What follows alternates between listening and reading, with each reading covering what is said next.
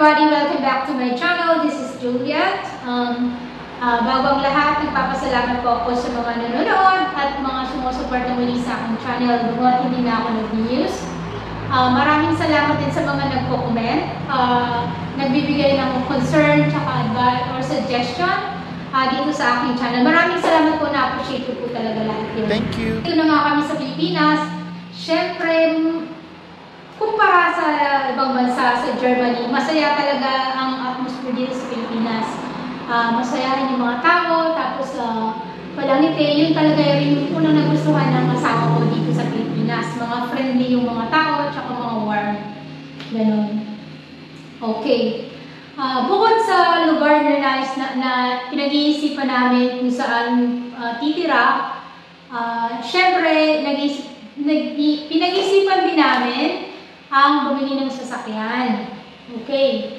So, nung una, pinag-isipan namin kung kailangan ba brand new o kaya second hand. Siyempre, pag brand new, bibili ka, nasa milyon yun. Sobra. Maglalabas ka talaga ng milyon. Pero, pag second hand naman, mura lang. Pero, hindi ganun mahirap maghanap ng second hand car. Okay. So, una, pinag-isipan namin, sige, ano kaya kung bumili lang tayo ng brand new? At least talagang new siya. Tapos nag-research kami, ganyan. Ako, abot siya ng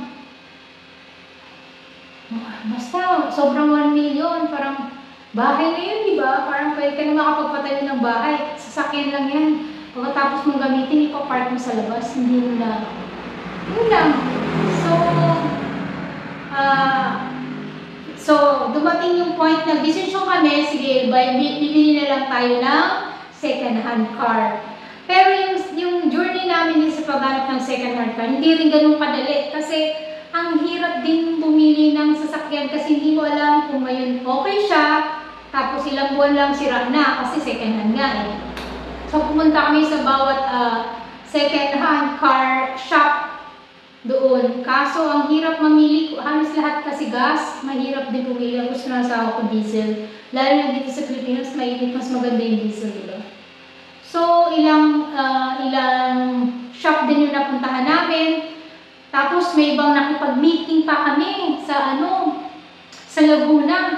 Kabuyaw, napakalayo. Tapos, may masama pong nangyari doon.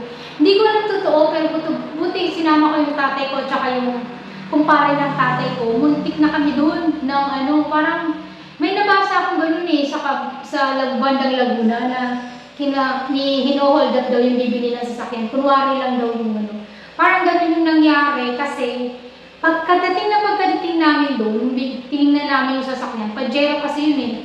Nagustuhan ng asawa ko. Gusto kasi ng asawa ko yung medyo malalaki yung gulong, tsaka yung kasya buong pamilya ko na. Kahit saan siya, kung paanda rin pwede. Tapos yun, nandun lang kami sa may kabuyaw. Pagdating namin doon, may dumating na parang riding yung tandem. Pero kami, hindi ako kinabahan. Buti na lang din, sabi nga, parang kasabihan, buti hindi ka nakaramdam, kasi pag nakaramdam ka daw naman sa kanila, makakaramdam sila, magkakagulo. Buti na rin nung time na yun, hindi talaga kami pinayagan ng tatay ko na mag-solo. Tapos kasama namin yung mga anak ko, maliliit. Tapos, yung tatay ko, naramdaman daw nila yung isang mama na nasa riding tandem. Tumingin din ng kotse, ng isa pang sasakyan. Tapos yun daw, naga daw yung kamay nasa loob ng parang may bag siya. Iniisip ng tatay ko, baka yung patali or baril. Pero, praise God talaga, yung kapitbahay din nila, Sabado kasi yun, bukas at nagtitinda ng parang mga kakanin. So, maya-maya may pumupuntang tao, bumibili, hanggang natapos na lang, sabi ng tatay ko dun sa nagtitinda ng sa Laguna. Talagang liblib, sobrang liblib yun. Yung bahay pa rin talaga nila, as in liblib. Tapos kung pumasok kami sa bahay nila, talaga walang masyadong gamit. Tapos may mga walkie-talkie, mga ganun. Saka ko lang naramdaman nung nakaalis na kami dun sa lugar na yun. Parang hindi talaga magaling maghanap ng second-hand car, lalo na sa Manila. Dapat talaga bibili ka doon mismo sa shop na bibilhan mo. So, hindi kami nakabili doon kasi umalis na kami. Tapos pumunta naman kami sa ibang lugar, sa Quezon City, kasi may kakilala daw din yung kapatid ko. Tapos Tapos lahat naman ang nahanap nila, wala rin, sira-sira. Tapos pag bumili ka naman ng medyo malaki, meron ding second hand, talagang milyon pa rin eh. Hindi kami abot ng kailangan namin. Mga nasa 300 mahigit lang or pababa. Yun ang budget namin sa sasakyan. So yung last na yun, pauwi na yung asawa ko, tapos yung tatay ko, parang nalusot na sila. Siguro sa ibang lugar na lang tayo maghahanap ng sasakyan.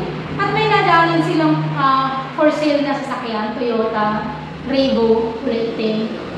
At praise God, talaga kung ang Lord talaga nagpo-provide, lalo pag nagtitiwala ka at nagpe-pray ka, pre-provide niya yung sasakyan namin, second hand lang siya. Pero ang ganda, kasi yung may-ari dati, judge daw, or ano, tapos yung third hand na pala kami, kasi yung pangalawa, mechanic, mapalikot siya, talagang maayos yun. Tapos yung nabili namin sa halagang 200,000 pesos lang. Diba, tapos ang ganda pa, yun ang nagagamit namin araw-araw pag bibiyahe kami. Siyempre, napaka-importante talaga ng sasakyan, lalo na corner yung kasama mo at may pamilya, may mga maliliit na bata. Kasi, ang hirap kaya mag-commute dito sa Pilipinas. Hindi mo alam pati yung pamasahe, mamaya maloko ka, mga ganyan. Mahirap. So, yun yung journey ng paghanap namin ng sasakyan. Ang nabili namin sasakyan, second-hand car, ang ganda pa niyan, di ba?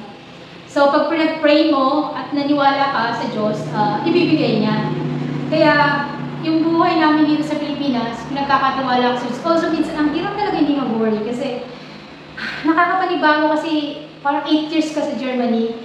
Tapos, so Lord na bahala. Kasi maraming salamat sa panonood. Muli, sana patuloy niyo akong suportahan at mag-komento kung anong yung mga unang ginawa niyo or mga tips na ginawa niyo kung sino man yung nakapanood na nag-for good sa Pilipinas. Masaya ba? Or paano nyo nagagawa yung financial nyo? Paano nyo nasisave ganun?